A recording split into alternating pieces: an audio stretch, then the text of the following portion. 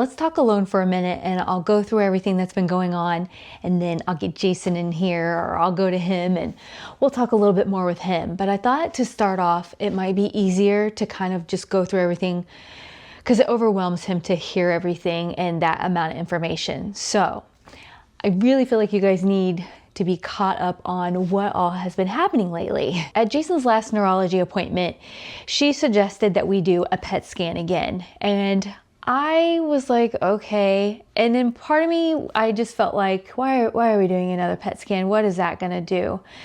And then I really started thinking about it and really started praying about it. And I asked the Lord to please use this PET scan as a way to show me where this is going and what is happening, because Jason's dementia has been so just kind of different than anyone's that you ever really think of or hear about that I know personally. But I mean, there are other people like in his support group that have things, but man, he just seems, to just really stand out differently. And so I basically was like, Lord, let's do this. Please show me what I need to know, because is the trajectory of this really going the way that all dementias go that ultimately lead in death? Wouldn't we know this? What is happening? I just have always felt this massive confusion. So we go and we do the PET scan, and the Lord answered my prayers. No, I didn't get the news that I wanted. I shouldn't say that. This is hard to explain. I didn't get good news, but I did get news that I needed to know. And God answered my prayers and showed us exactly what we needed to know.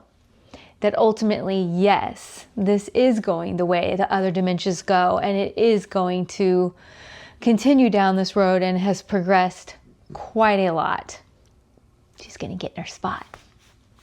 You want up here? First, let me explain the PET scan. The PET scan is measuring the amount of energy. They can see in your brain what parts of the brain are using energy or who has hypometabolism, what areas. And that shows you, those areas of the brain are not functioning correctly and they're basically dying off. That's something you see in these type of PET scans. So obviously 3 years ago, he had deficits in areas and things like that. And like we've explained before, a lot of people have commented about how Jason can still talk and he still does this. That's why every case of dementia is different, because it affects everyone differently in the brain and different areas, and everybody's brain reacts differently to where it tries to compensate and how it can compensate. And there's just all kinds of things that play into it. So you're never going to find any two cases of dementia exactly the same. And there's there's multiple kinds of dementia. And so that's, there's so many aspects. So this time, unfortunately, we really got to see a big picture for Jason, and his hypometabolism in the brain has spread beyond the frontal region. So this is why we consider that Jason has behavioral variant frontotemporal dementia as one of. He could possibly have a combination of a few other types of dementia, but this one is the one that we're like, this is Jason to a T. It was the one that showed up when he did his neuropsych evaluation. It was all the things, because Jason's main thing was never memory. For Jason, it's always been cognitive function, mood, behavior, impulse spending, all kinds of crazy things. In the latest scan, his deficit in the frontal lobes was very severe. It was so down compared to 3 years ago that it was like, okay, we finally see, that deficit that correlates with the symptoms that he's had. But then unfortunately, it has expanded beyond that, and now it has traveled into both sides of the cerebellum and the brainstem. And that makes a lot of sense, because one of the things I had mentioned to the doctor was, hey, Jason's been having some weird things. He has fallen 3 times. He sprained his ankle. He has a terrible time going to set a cup down.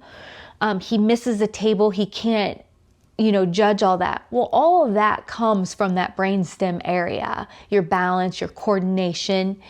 And then there's another thing that Jason has that we've talked about in the past, but it's become kind of a different thing that he's been doing.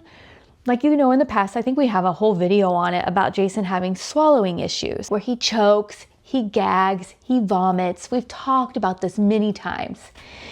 Well, now that we can see on the PET scans, it does correlate with the area of the brain that has the swallowing mechanism.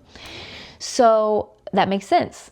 So God really answered my prayers and showed me and put everything together. One of the things that is scary about that is when you research, and I'm going to leave right here some great websites, they'll be down in the description box. I would love for you to go on and read all about the type of dementia that Jason has. Because there's actually, in the frontal temporal lobe dementias, there's 3 different kinds. There's the kind that Jason has that it's not affecting language at this moment, but we will talk about that in just a minute because it is starting to, but not in the way that you're going to think. But so there's that kind. And then there's the kind, I'm sure you've heard of, like Bruce Willis, the actor, and he's got the progressive aphasia, progressive aphasia kind that, it does affect the language. And then there's one other kind. I'm leaving them all right here. And so I think, right there, when you hear that someone has frontal lobe dementia, you're like, oh, well, he can still talk. Well, you might be thinking of this one, that is, since there's 3 different kinds. And so I feel like I just really want to educate you so you guys have an understanding and realize it's not just cut and dry. It's not your grandpa's Alzheimer's. It's so different. So it is one of the most misdiagnosed dementias at the beginning because a lot of times people think that their loved one is having, like a midlife crisis. They have psychiatric issues, mental health type issues, and they don't realize what's going on. For us, it didn't quite present like that. Yeah, Jason definitely had all kinds of things like that, but I knew there was something more going on, and I'm glad that we've always been able to get him the care and the care and the medication and everything that he needs to stay safe and to keep everyone around him safe. Sleep in this household has been crazy, where Jason's laying around and sleeping a lot, and then on top of that, he's having me make him chicken pot pies at 1 a.m. So I was speaking to my clinician over at Midi Health, that's today's sponsor, and I was, letting her know, hey, things have been a little bit of a struggle over here. I don't know if I'm this tired because of the stress I'm under, or if I'm this tired because of, the up and down cycles and everything, but I am feeling absolutely drained to where if I even remotely sit down in the afternoon, I can't keep my eyes open. And what I love about Midi is they are a virtual care clinic that was created for women by women, especially for those at this stage of life where you're doing perimenopause, menopause, and beyond. And my clinician really takes the time to listen to me. It's one of the main things that keeps me coming back because I know I can just put it all out there, say whatever I want to my clinician, and she's going to listen to me and she's going to do something about it. She just doesn't make excuses. She's like, hey, that very easily could be the reason why you're having such a hard time sleeping. But you know what? Let's do some labs. I would really like to check a few things and make sure nothing else is going on. So we did. And that's such an eye-opener because yes, I have all this stuff going on with Jason, but I ended up having quite a bit of vitamin deficiencies. My B12, my vitamin D, all those things are low and can play a big impact in the way that you feel. I really encourage you to check out Midi Health. It's super easy. You just go online and you book your virtual care appointment with your clinician. They'll ask you some questions. They take insurance just like any other provider. It's not like hidden costs or membership fees or anything like that. And something I think you'll appreciate is they create a care plan tailored to your needs. They do not just lump you into a category where they're like, well, this is how we treat everyone, so this is the next step. No, they actually listen to you, create your personalized care plan. They can help you with weight, mood, longevity, skin, hair, there is quite the gamut of things that they can help you with. So if you're struggling to keep up while not feeling your best, Midi can provide you with the right team, the right care, and the right data. Head over to trymidi.com/livingwithdementia and you can join the more than 200,000 women who love and trust MIDI. So again, that's trymidi.com/livingwithdementia. I'll leave a link down in the description box also. And thank you, MIDI Health, for sponsoring today's video. So let's go back to the language part. So something else I've noticed that's been happening with Jason lately is that a lot of times I say stuff to him and I can tell that he's having trouble understanding what I'm saying. I either have to slow it down, make it simple, or, break it up and make it very non-complicated. Not always. He is very much always a roller coaster. And then there's times where I'm noticing, and we can ask him about it. Jason is saying the wrong thing, and he uses the wrong word for something that he's like trying to tell you. Like he was in the shower and he said, "It's over there by the flush." And he meant it's over there by the toilet. But he just was thinking about how a toilet flushes. So his brain used that word. And it's just little things like that that have really, really been picking up on him, noticing that he's doing more and more. And that's just going to progress. The falls, the physical part, the choking, the language, all of that is just going to continue a downward slide now that we see how much of the brain is, affected. You can see through the scans that once it starts traveling more and more and more throughout the brain, you're just going to keep snowballing and going down. So it's been really hard around here lately. For me, I have a lot of anticipatory grief, feeling like, okay, wow, yeah, this is really happening.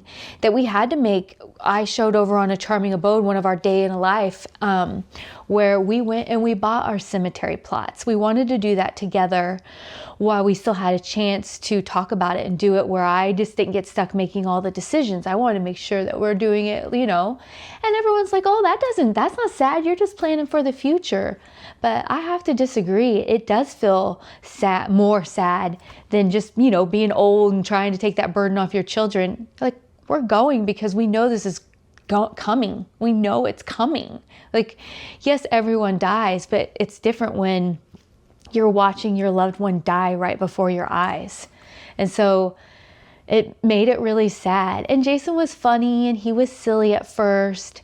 Well, if I had to share the entire day with you, it was actually just really psychotic. And, on the way there, if any time Jason feels overwhelmed, he lashes out and he's angry and he's frustrated and he cusses at you. And it's really odd because, that's not Jason's behavior. So on the way there, he's cussing at me. And then when we're at the gravesite, he's being silly. And then when we get in with the people, then he's overwhelmed again. And he says inappropriate things, and we're just constantly on a roller coaster of emotions in the span of just a couple minutes, and you just have to keep up. And most people don't see that. Like, you guys don't get to see the roller coaster. You're seeing what I show you. But for other people who are actually going through this and their loved one does the same thing, I just don't want them to feel alone. And I want them to know that everybody else, like, you might see my journey and be like, wow, it seems so easy and calm over there. Every day, Jason has a new middle name. It's Chaos. Jason Chaos Wiser. There's always chaos. But on top of that, our life has changed lately and he is more calm. He's sleeping a lot more, or not even always necessarily sleeping, but he's just laying lots of apathy, laying around a lot more. And he gets these spurts where he tries to do stuff and he feels frustration because he can't accomplish something. And then he just lays down. And,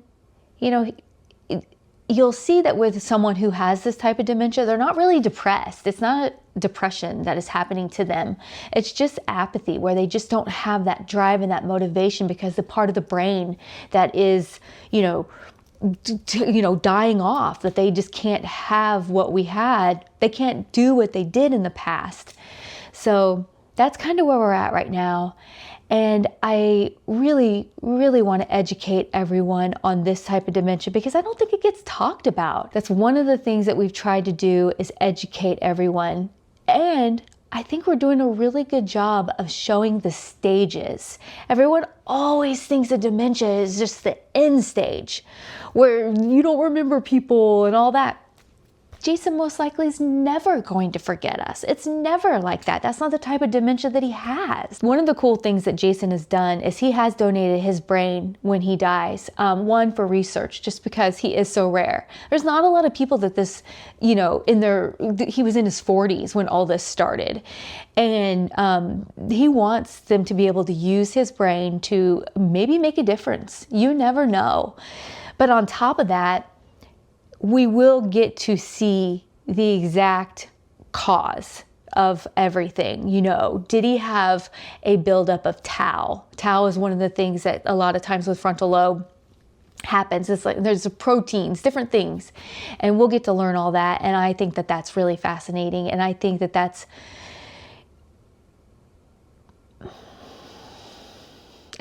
really courageous of Jason to do that and to think of other people that he would give his brain away. I just think that's just shows his true heart. And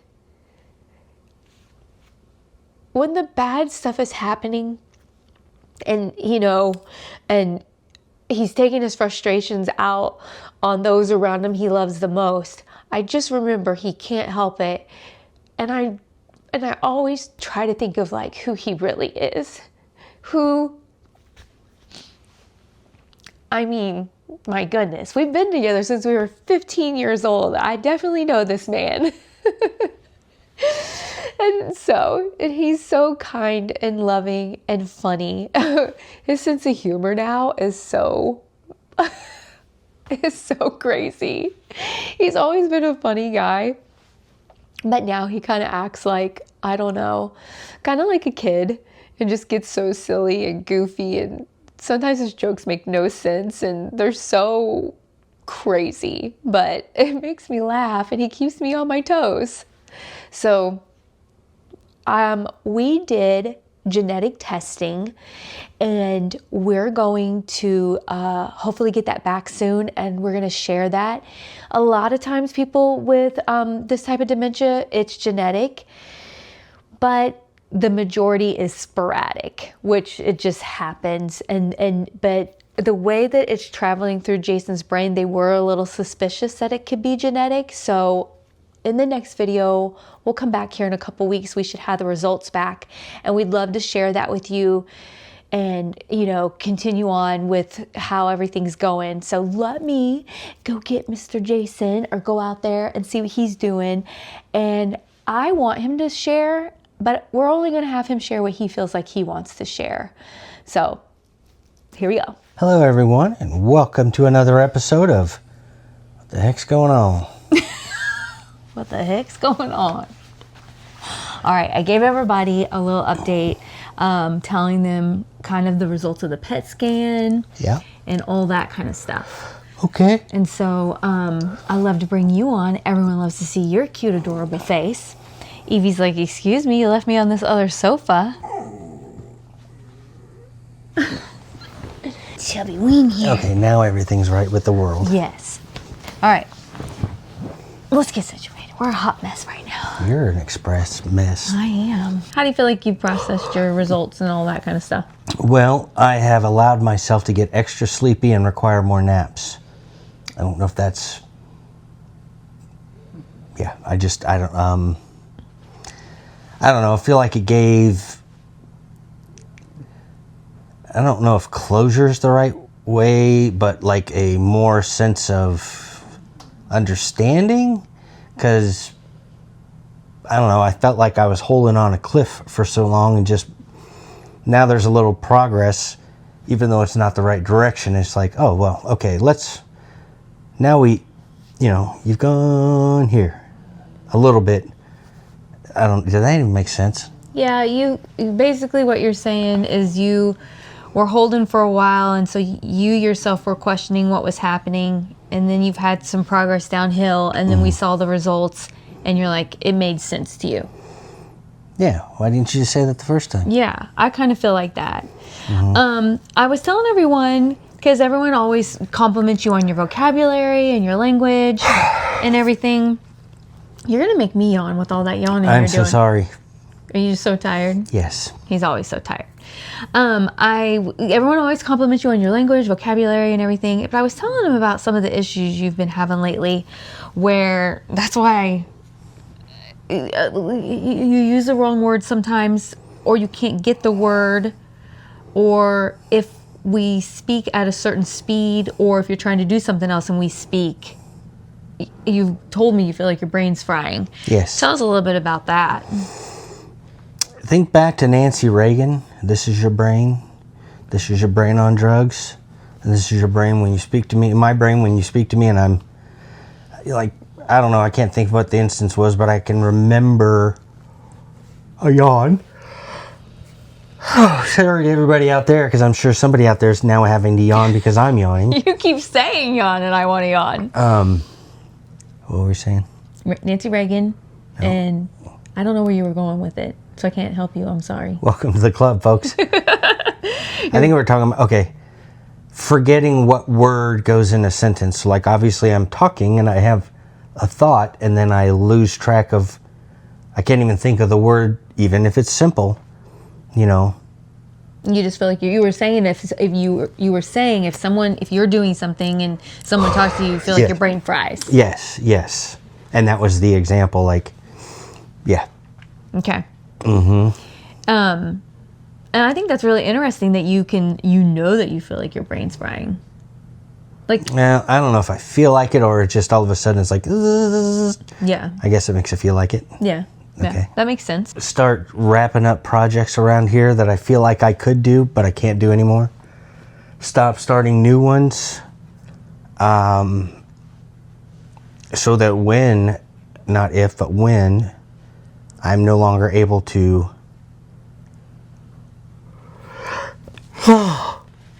do things, we're in better shape to, or she's in a better shape.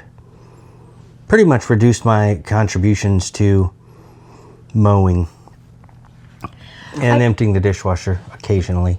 I don't want to do that too often because then it gives her hope like I might do it frequently. So while I'm fading, I'm still not stupid. You've never been stupid, that's for sure. I didn't know you felt like that. You felt like you kind of needed to wrap everything up because you didn't want to leave me in a limbo. Mm-hmm. I'm assuming that's why you wanted to sell the big Kubota and stuff. Mm-hmm. I get that part. Mm-hmm. Yeah. I think that these are like things that people don't think about when they have a loved one a lot of times, that you will get to a point where all that's going to be just like a moot point. Yep. It's just going to be what it's going to be. And last thing I want to do is leave unfinished pain in the butt projects that just, you know, I've been known to bite off more than I could chew anyway. And, you know, so. Lately, I've noticed that you've been going in these little spurts where you get like a spurt for like 15 minutes. Seems about right. And then you have to lay down. And you get a spurt and you lay down. And it's just been like all day, that's what you do. Until you reach a point in the afternoon. And then I just got to lay down. And you just lay down the whole rest of the time. Which, by the way, if you make me one more time. By the way, we're in that laying down yes. time. We're discombobulated because we're in the basement because they're working on the house. They're working on upstairs, so we're down here, which means she woke me up from the couch. So anyway, no big deal, but it's also why I'm yawning so much. What were we talking about? Every time I say the word yawn, I have to yawn. I can't wait. Leave in the comments down below if you ended up yawning in this. Oh my goodness. All right, well, I'm not going to make you just sit here and talk about depressing things because that's no fun. But I know I was talking about how you like to educate others. And I think that this has been a big eye-opener for people to see the progression that we've done over these last several years and how things have just continued down. And we gave a different view other than just someone at the end with Alzheimer's. Yes. I think that's been helpful. Yeah? I think so. random. I've got a list of things I want to do, and I'll write them down so I can try and remember to come back and do them. For Pete's sake. This is going to sound morbid, but like, okay, death's around the corner. Can't argue with it. No big deal.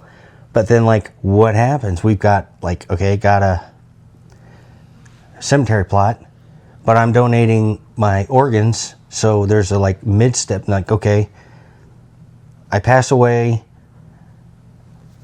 Got to go to KU for harvesting or whatever, which sounds pretty morbid. I was telling him you donated your brain. And then what? Okay, I need to get my pine box together and get my buddies to pick me up in their pick-em-up trucks, and, you know. They have to pick, And all that is the simple stuff. I'll take care of all that. Yeah. Well, folks, that's it for me. I'm sorry this wasn't as energetic and informative from my end, but I feel like most of the details the boss has here.